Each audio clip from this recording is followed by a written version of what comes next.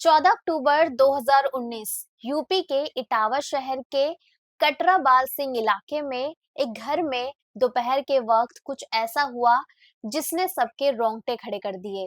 27 साल की दिव्या मिश्रा उस दिन घर पर थी। उसके ससुर प्रमोद मिश्रा रिटायर प्रिंसिपल भी घर में थे और एक बुजुर्ग दादी जो बिस्तर पर पड़ी हुई थी और बिल्कुल भी हिलडुल नहीं सकती थी। दिव्या का पति अजितेश मिश्रा नोएडा में था।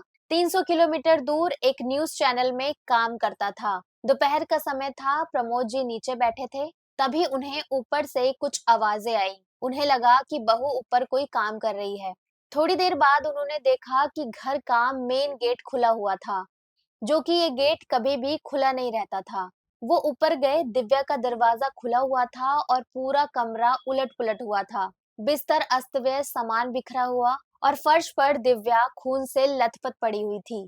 प्रमोद जी ने शोर मचाया, पड़ोसी आए और फिर पुलिस को बुलाया गया। दिव्या को अस्पताल ले जाया गया। डॉक्टर्स ने बताया कि दिव्या के सर पर 7-8 बार भारी चीज से मारा गया है और शाम 4:30 बजे दिव्या ने दम तोड़ दिया। फिर पुलिस ने क्राइम सीन को खंगाला। एक चीज जो पुलिस ने नोटिस की, पैसा, सोना, मोबाइल सब कुछ जस का तस पड़ा हुआ था। कुछ भी चोरी नहीं हुआ था। इसका मतलब कोई भी लूट या डकैती नहीं हुई थी।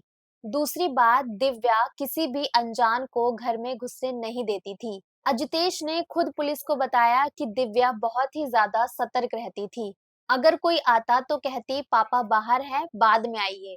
मतलब जो भी उस दिन अंदर आया, दिव्या उसे जानती थी और उसको उस पे बहुत ज्यादा भरोसा था। और फिर फर्श पर एक सफेद चीनी मिट्टी का गुलदस्ता टूटा हुआ मिला, जिस पर बाल और खून के निशान थे। यही वो हथियार था जिससे पता लगा कि ये एक हत्या है।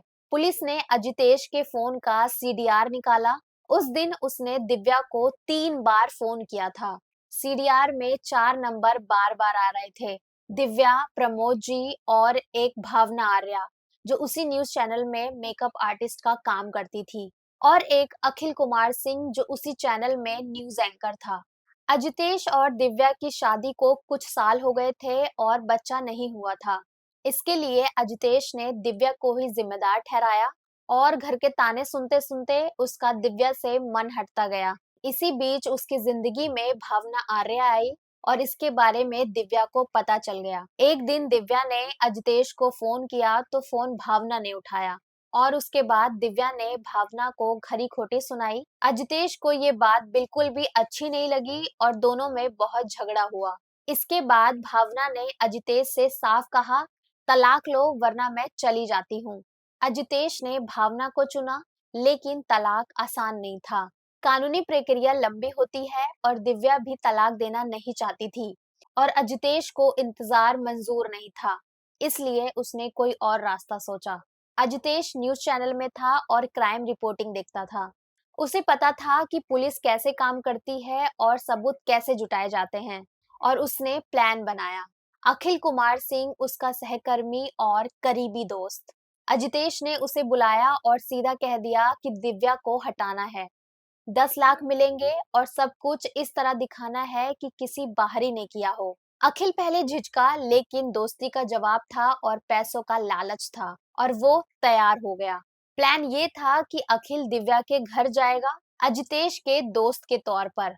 दिव्या उसे जानती थी और भरोसा करती थी, इसलिए वो उसे घर में आने देगी।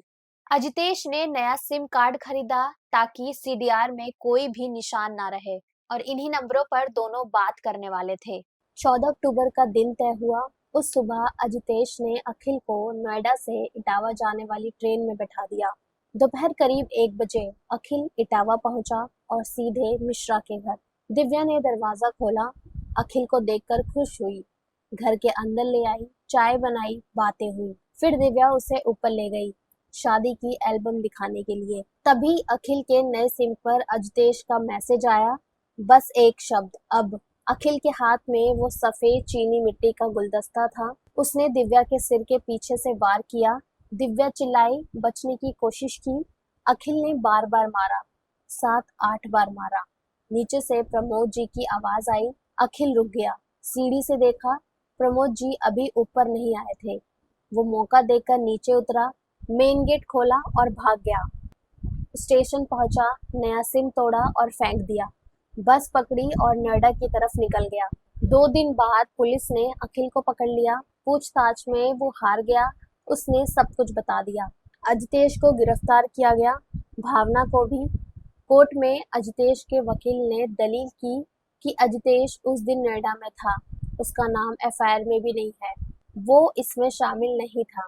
लेकिन दूसरे पक्ष ने कहा अखिल की दिव्या से कोई दुश्मनी नहीं थी, वो अकेले ये नहीं कर सकता था। नए सिम कार्ड, तय की गई तारीख और 10 लाख का वादा, ये सब किसी बड़ी साजिश की तरफ इशारा करते हैं, और वो साजिश अजितेश ने की थी। लंबे मुकदमे के बाद तीनों को सजा मिली, लेकिन दिव्या नहीं लौटी। जो लड़की उस दिन अपने पति के दोस्त के लिए चाय बना रही थी, जो अपनी शादी की तस्वीरें दिखा रही थी, जिसे ये भी नहीं पता था कि उसी के घर में उसके लिए एक जाल बिछाया जा चुका है,